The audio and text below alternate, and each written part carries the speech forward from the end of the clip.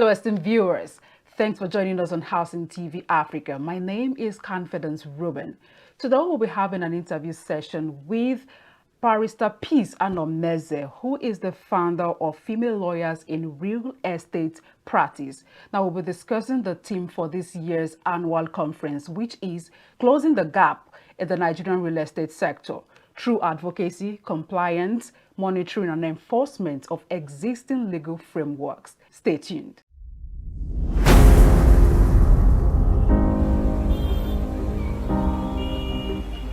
When the city is getting too loud, you need a home.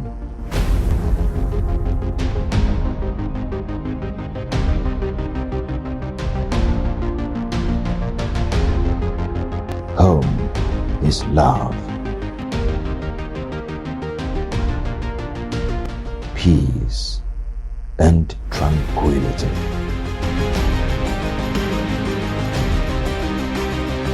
Home is Housing TV Africa. Housing TV Africa, your first in housing news.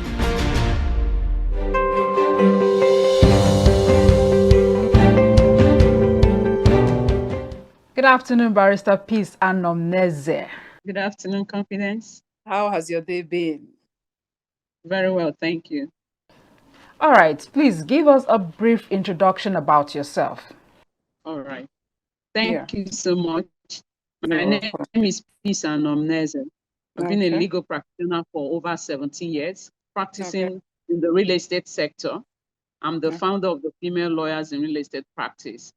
And Fairly Rep, as the acronym, is a body created to mitigate real estate investment risk in the Nigerian sector, real estate sector. So we saw the gap, and we believe that we can do more. And we know that as body of lawyers, we have the opportunity and, of course, the legal background to be able to effect change and, of course, bring a new narrative in the real estate sector.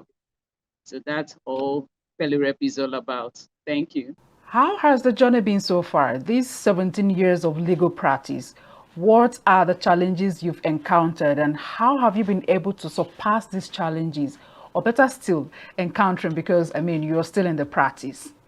Thank you. The journey has been that of learning and unlearning, and of course, with the emergence of trends in the real estate sector and the world generally, and of course, technology. The journey hasn't been so easy. Law is first a demanding career, and then when you add it to real estate sector that is often seen as a male-dominated world, one thing I keep doing is to ensure that I need to do what needs to be done in line with the law. I've maintained professionalism all the way. One thing I know that in legal practice and practice generally, what is important is your ability to maintain your professional reputation at every point in time, such that in any market where you operate, everybody knows that your A stands for your A, while your B stands for your B. So that has helped me a lot in the market. And it has helped me also, it has helped to act as a check to the things that I do, knowing that whatever I do, it's important that I lay a legacy that my children will be proud of tomorrow. All right, let's now move to the definition of real estate. To a layman, it refers to land and any permanent structure. But to you, what is real estate? What does real estate entails? Thank you so much. To me, real estate is more than just land and buildings. It's the foundation of societal development and, of course, an economic stability. To me, it represents wealth, shelter, identity, and opportunity. In Nigeria, we can see that it has the potential to drive our national growth, to even influence our urban development, and of course, to shape our generational legacies when properly regulated and harnessed well. So this is what real estate means to me. So it goes way beyond land and structure. Exactly, exactly. What inspired you to pursue a career in real estate law? What was the driving force? Thank you so much. My journey into real estate law was fueled by a deep desire to bring structure accountability and justice into a sector that affects millions of lives daily. I remember in 2013, I handled this transaction. We conducted a search at Lands Registry. Everything was looking fine. My then employer went ahead to advance a huge sum of 100 million to these sellers. It was when we tried to take possession. Normally, at that time in my company, anytime we buy a property that we do not intend to use, we demolish. So it was after we demolished and we are trying to fence the demolished property that some people showed up, with the security guys that we have demolished their property. And then, as a matter of fact, the matter has been in court. We were surprised because there was no record of that or any lease pending litigation at the Lands Registry. So that was an eye opener. It was a gap for me. And eventually we lost because the people that sold to us, the judgment of the court was against them. And because they lost, we also lost. The matter was a case of 2C of O before the honorable court at that time. And judgment was given in the favor of the other family. And we tried to push for, of course, to buy back from the other family that won the case. But they said no, that they're not interested. So that opened my eyes that time. So I saw so many gaps. The lawyer that was handling the case should have just put a caveat emptor at the Lands Registry to notify innocent buyers. That was not done. I believe that also with training on some of the regulators to understand some of the intricacies surrounding real estate transactions, I believe that a law will be to correct that. So that was what inspired me. And also for I could be a voice to many women who has been marginalized in the course of one real estate transaction or the other. So I believe that we could create a platform. That was the reason why Female Lawyers in Real Estate Practice was created in the first place, to give women enough knowledge to be able to handle property transactions. That's a good one. All right, so the theme for this year's annual conference is Bridging the Gap in the Nigerian Real Estate Sector: Advocacy, Compliance, Monitoring, and Enforcement of Existing Legal Frameworks. How can this gap be closed in the Nigerian real estate sector? Thank you so much. Before this theme, our maiden edition last year was the missing gap in the real estate sector. So after listening to all the panel of panelists and all the speakers, we realized that the missing gap is not actually the absence of laws. We actually have enough robust laws in the country. All we need is advocacy, we need compliance, we need monitoring, and we need enforcement. So this conference is a continuation of what we did last year, because we are not just hosting a conference, we are hosting a conference to make a difference. And that's why we have followed it up, so that we can achieve results. So to close this gap, we believe that advocacy, there are so many laws, but people are not aware. So, but if we have the right advocacy, people will be aware of some of these laws. We don't have compliance. A lot of people build without standard. In fact, currently, there is a case I'm handling.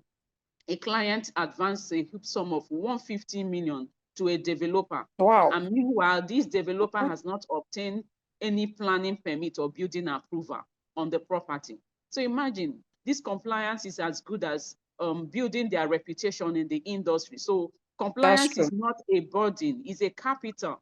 A lot of people don't understand that. So monitoring, the regulatory agencies, like I'm here in Lagos, we have what we call the LASRILA, Lagos State Real Estate Agency. So, and town planning authorities, they should find a way to monitor what is being done, development, investigate, and ensure that it's updated the records of approval of projects and, of course, licensed operators in the country. And of course, enforcement. Laws are as powerful as their enforcement. So deliberate political will, clear penalties, swift legal remedies are necessary to ensure that violators are deterred and victims can access justice efficiently. We've heard several times about building collapse. We've never heard about people being sanctioned for this, whether the developer or even some of the government agencies that has approved such things. So when we have like sanctions, you will see that it's going to deter a lot of people in the sector. Thank you so much. And you are sure these sanctions will be fully implemented? There is no one above the law. that's where the problem is. Okay. That's where the problem is. Like I remember one of the past general manager of the Lagos State Building Control Agency that time. He said that his problem is when he put a property for demolition. By the evening of that day, a lot of people are calling him. I'm the uncle of this. I am the sister to this. I am, telling Exactly. me not to do this, not to go ahead. So it's a whole lot. We have so many corruption in the sector, but we believe that let's even start with one, and then two, and then three, and then we'll get there. Thank you so much. All right, Barrister Peace. Now, you talked about existing legal frameworks, right, in the real estate sector. What are these Yes. existing legal frameworks and how can these laws be fully implemented? Because it is one thing to have these laws, it is another thing for it to be implemented without bias, sentiments, tribalism, favoritism, and all that. So, first, what are these existing legal frameworks and how can these legal frameworks, be fully implemented in the real estate sector? Thank you so much. Some of these key legal frameworks, they include, of course, our primary law, the Land Use Act of 1978. It's been Okay. on there since 1978. So the change will begin with there. Yeah. The Nigerian Urban and Regional Planning Act. We have the Okay. tenancy laws across various states. Okay, All right. currently Lagos State is reviewing their own. We have Las Rila regulations in Lagos State too. We have the Mortgage Okay. Institutions Act, and of course, Federal Competition and Consumer Protection Act, because this will help people who has been aggrieved to approach and seek redress. Property and Okay. conveyancing laws in various states too. And Mm. to answer the second leg of the question, we have so many of them. I just to shorten the whole thing, Yeah, to mention few. ensure the Okay. full implementation. Yes, for us to ensure full implementation, I will suggest let there be a capacity building for regulators and Okay. professionals. It must be ongoing. It's Okay. not something that will be done today and not done tomorrow. So the Tomorrow. capacity building for regulators and professionals must be ongoing. And then Continuous. secondly, the digitization of the land records and property transaction will promote transparency. Lagos State is actually trying with their digitization of for land records here, and things are moving smoothly, so to say, for some months now. And also there is Okay. need for public legal awareness. It must be intensified. People cannot comply with laws they don't know exist. Okay. I can't remember this particular law that says you cannot burn grasses and things you cut in the daytime. But a lot of people are not aware. You still see people cutting and burning things in the daytime. It's not supposed to That's be, true. but a lot of people are not aware. Then the Okay. judicial support and reform to fast track some real estate dispute resolution is also very necessary. And of course, collaboration among stakeholders, law together to strengthen and have a more coordinated real estate ecosystem. I believe that when we do all this, we'll begin to see a standardized system. I don't know whether you have seen people, someone will lose a job today, tomorrow the person will tell you, Mm. I'm a property consultant. And then the person cannot I've tell a seen it. difference between certificate of occupancy, deed of assignment, And this is That's something true. I've that seen we it. must consistently do, bring standardization. When we Yeah. collaborate together, each of the professional bodies in the sector should be able to regulate their own, so that if it's coming from the Institute of Surveyors, the person will be sanctioned. If it's coming from lawyer, the MBA will sanction. If it's coming from estate agents, they'll be able to sanction. So when we collaborate together, we'll be able to standardize the system. All right, so let's move back to our agenda. Now, do you think the real estate legal sector is becoming more inclusive for women? Are women more included in the real estate legal sector? Yet, I would say that what we have now is better than what we used to have 5, 10 years Or ago. So okay. there's been a whole lot of improvement. Women are beginning to see there are several opportunities. A lot of women are stepping up, developers. Okay. And one thing is there are opportunities that abound in the sector. In one of my Okay. books in the real estate sector, women in real estate sector, challenges, opportunities, and way forward, I discuss Okay. extensively that a lot of women are coming in, might not be a developer. They can come in as a broker. Some will come in as agents. Some are realtors. Different ways playing out in the sector. So opportunities are bound. A lot of women are now stepping up, even though we still have a lower participation of women in the development sector. Yes, but there's been a whole lot of improvement from what it used to be and what it is now. So I would say that a lot of improvement are ongoing, and I believe that with the level of advocacy and the level of women empowerment ongoing, I believe that more women will come into real estate sector soon. Thank you. Okay. The more we create awareness, the more inclusive women will be in the real estate law sector. All right, so what are the skills or areas of knowledge that are most needed in real estate law? What are these key skills or areas of knowledge needed in the real estate law? Competency is very, very important. As a lawyer in the real estate sector, you must be competent, and that competence is fueled by your real knowledge of the law.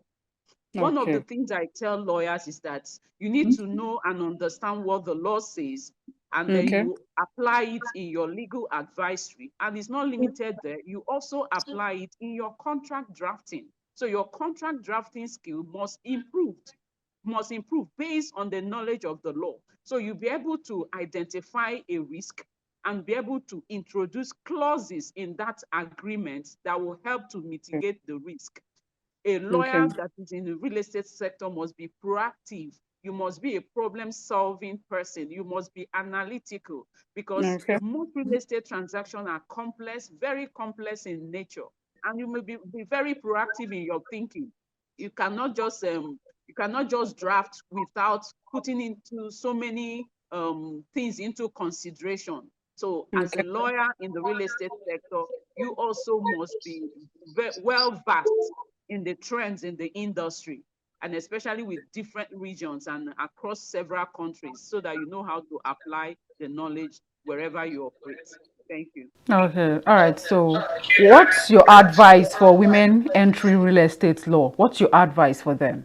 My advice, like I mentioned in my book, Women in Real Estate Sector, Challenges, Opportunity, Way Forward, I mentioned that first, seek a mentorship. Find someone who has been there. If you are going into real estate development, look for somebody who has achieved so much in the real estate development sector. If you are going in as a realtor, find out somebody who has, gotten that brand as a realtor in the sector. If you're also going as a thought leader and as a lawyer who understands it, you must also go and look for mentorship from someone who has, done several transactions in the real estate sector. So mentorship is number one. Then number two is you must acquire knowledge in that particular sector of operation. You must buy books, you must attend conferences, you must network with other professionals, you must build network across different ecosystems. Like I always tell them, you will have a surveyor as a friend, you have a structural engineer as a friend, you have an architect as a friend. So it must cut across several sectors in the industry, so that it will help you to refer issues or matters. If a client asks me to go and inspect a property, I'll simply tell them that you can't rely on my opinion to inspect a property. I will need a structural engineer who will be able to assess the integrity of that structure. Based on the expert opinion, I should be able to reduce it in writing. So these are the things that I'm trying to help lawyers to understand, that first you are a lawyer, then you are an advisory personnel, and of course a consultant, because a lot of lawyers have forgotten that they are lawyers in the sector. They are more, they introduce themselves more like a realtor more than a lawyer. But we know that every lawyer in the real estate sector is there to guide, to provide advisory services, and also to ensure that risk is mitigated at the barest minimum. Thank you. Okay. All right, so let's talk about Africa International Housing Show that is scheduled to take place on July 27th to the 1st of August 2025. Now, as a real estate lawyer, what's your take on this program coming up? What do you have to say about it? Thank you so much. IHS is celebrating 19 years, and this 19 years is 19 years of building reputation, trusted brand.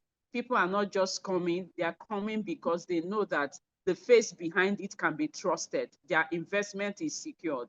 So I will advise everyone, especially people who haven't attended it before, who are not even aware of what the program stands for them to come and, of course, network with others. Of course, put in safe investment, putting their investment in a safe place, because Barrister Festus Adebayo has built a very big brand in the sector and is trusted, and it's also a good place where you network with other individuals in the sector.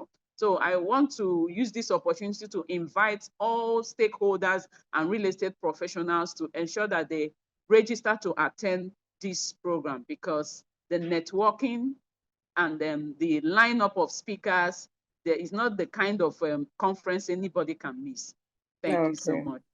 All right. Before I let you go, just one word concerning this present annual conference you're anchoring or handling in the legal, that is the real estate legal sector.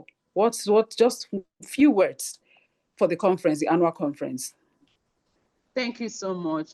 Okay. FELIREP second annual conference, closing the gap in the real estate sector through advocacy, through compliance, monitoring, and effective and enforcement of existing legal framework, is expected that at the end we'll be able to create out or map out strategies how we can close these gaps, because that's the reason why we invited regulators, top real estate professionals, known brands in the industry to come and give us their opinion regarding the way we can close these gaps. And people were selected to discuss on advocacy, some were selected to discuss on compliance, monitoring, and of course, the enforcement. So at the end, we'll be able to harness all the suggestions and then put it forward as implementation and, of course, an actionable plan for the next real estate conference we're having next year. Thank you. All right. Thank you so much, Barrister Peace Anomneze. It was really an insightful and educative session.